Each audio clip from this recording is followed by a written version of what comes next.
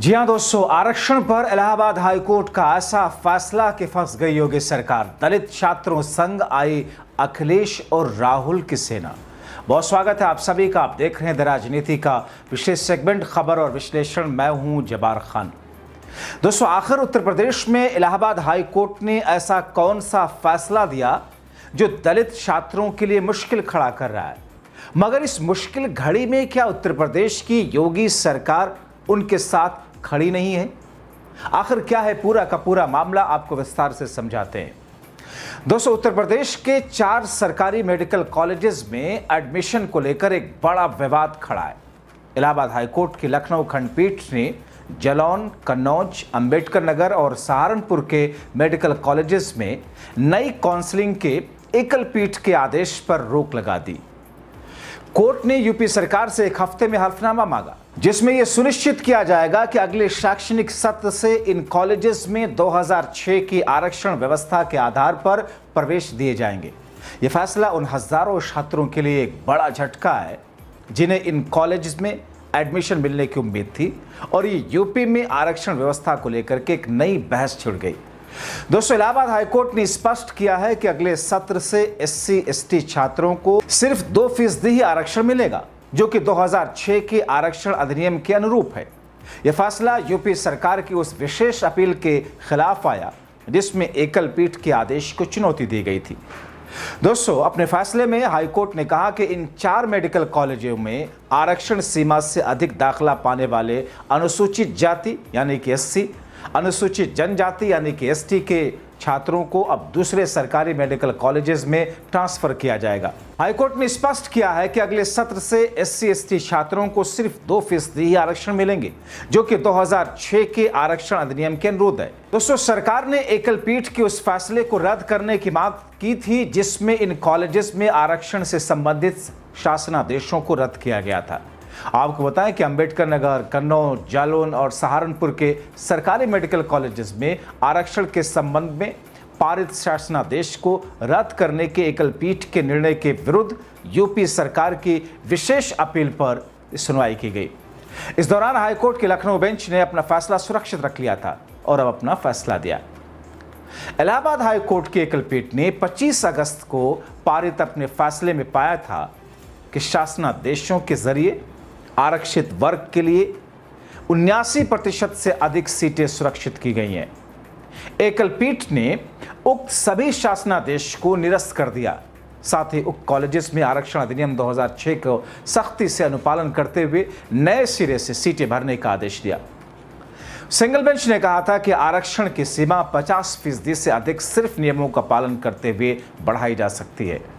न्यायमूर्ति राजन राय और न्यायमूर्ति मंजीव शुक्ला की खंडपीठ के समक्ष राज्य सरकार ने यह दलील दी थी कि सुप्रीम कोर्ट की इंदिरा साहनी मामले के फैसले में यह स्पष्ट किया जा चुका है कि आरक्षण की सीमा 50% से बढ़ाई जा सकती है। हालांकि न्यायालय इस तर्क से संतुष्ट नहीं हुआ।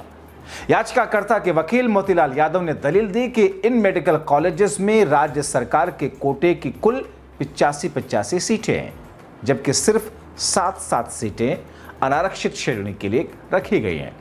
एकल पीठ ने 25 अगस्त को अपने फैसले में पाया था कि शासनादेशों के जरिए आरक्षित वर्ग के लिए 79% से अधिक सीटें सुरक्षित की गई थी, जो कि नियमों का उल्लंघन है। और इसी आधार पर एकल पीठ ने सभी शासनादेश को रद्द कर दिया था, नए सिरे से सीट भरने का आदेश किया था, जिसमें आरक्षण अधिनियम 2006 का सख्ती से पालन करने को कहा गया था।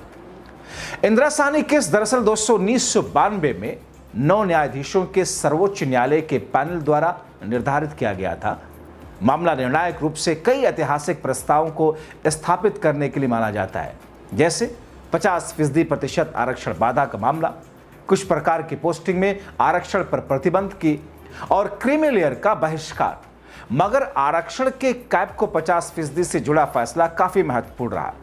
दरअसल 1991 में नरसिम्हा राव के नेतृत्व वाली कांग्रेस सरकार ने आर्थिक आधार पर सामान्य श्रेणी के लिए 10% आरक्षण देने का आदेश जारी किया, जिसे इंदिरा साहनी ने कोर्ट में चुनौती दी।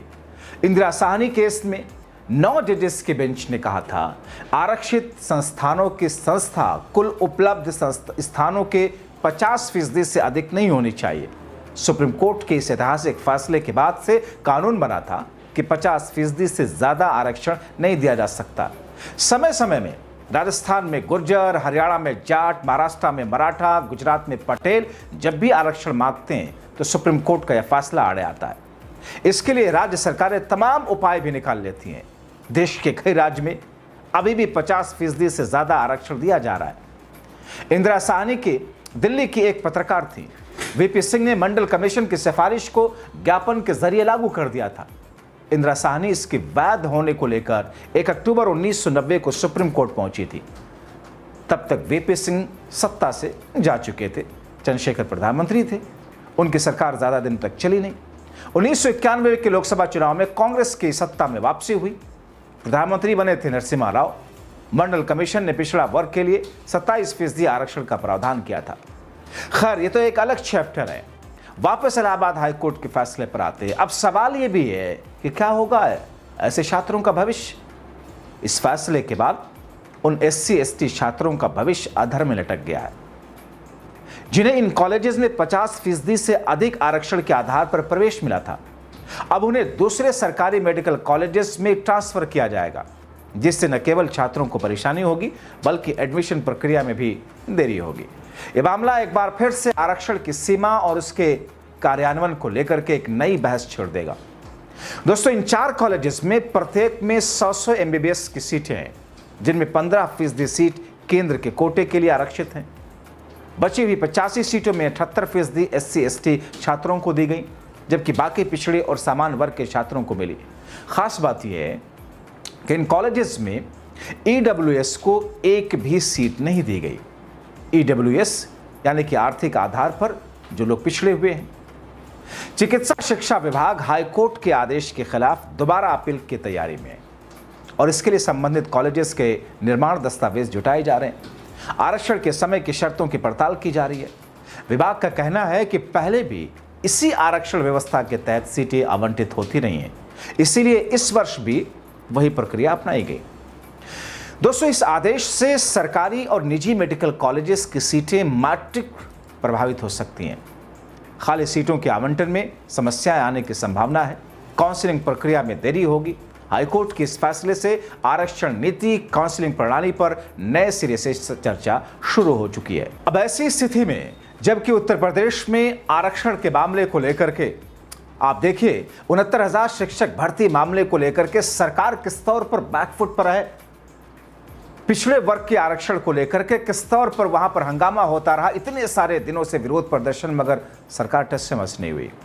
अब SC और ST छात्रों के मेडिकल कोटे में आरक्षण को लेकर के जिस किस्म की बाधाएं सामने आई हैं, क्योंकि अभी तक तो उसी हिसाब से प्रक्रिया चल रही थी, उसी तरीके से उनको एडमिशन दिया जा रहा था, मगर अब चूंकि अदालत ने, कोर्ट ने, इलाहाबाद हाईकोर्ट की लखनऊ बेंच ने जो फैसला दिया है और जिस तरीके से उत्तर प्रदेश की योगी सरकार को नोटिस जारी किया है, हल्फनामा मांगा है, आने वाले दिनों में दोस्तों देखना यह होगा कि हल्फनामे में उत्तर प्रदेश की सरकार क्या देती है, लिखती है, और सरकार के उस हल्फनामे के बाद में सुनवाई के बाद इलाहाबाद हाईकोर्ट अपना फैसला किस तौर पर सुनाता है।